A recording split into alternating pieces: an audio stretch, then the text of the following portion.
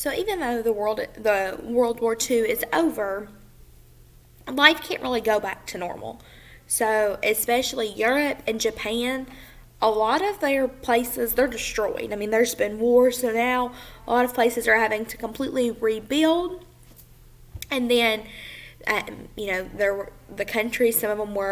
Some were allies, some were on the Axis powers. So now everybody's kind of trying to fall back into place. And most countries are going to fall either one of two ways. They're either going to fall democratic or communist. And after the war, it was 51 different countries got together and they formed, and this happened in 1945, so right after the war ended, they formed the United Nations. So in theory, this was a place where countries could get together, they could talk about problems they had, either with each other or that they saw coming, and it was kind of hoped that this would be, that the United Nations, where countries could get together and talk about their problems, that it would prevent another world war, that if everybody could get together, there wouldn't be a need for a third world war. It wouldn't break out. And today, the United Nations is still in effect today. Today, the UN works to improve the quality of living in underdeveloped countries. So, there are some countries who they still don't have running water everywhere, and the UN works to help improve their quality of life and their standard of living. And so we know that at the end of the war, countries are either going democratic or they're going communist. And there was kind of a clash between that. And that's what started the Cold War. Even though it's called a war, it was a war between types of government, not between armies.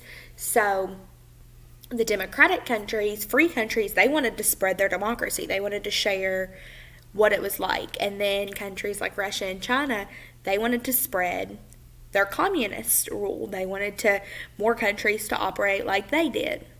So especially the United States and the Soviet Union, they were really strongly trying to influence other countries. The United States toward democracy and democratic government, and the Soviet Union towards communism.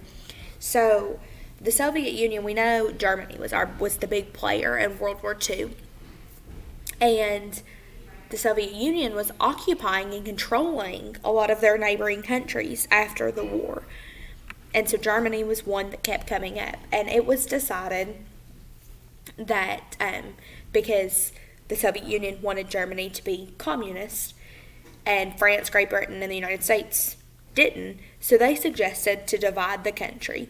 The Soviet Union gets to occupy one half as communist, NATO gets to occupy the other half as democratic. And so that's what happened. And a wall was built in Berlin, the Berlin Wall, to divide the country into West Germany and East Germany.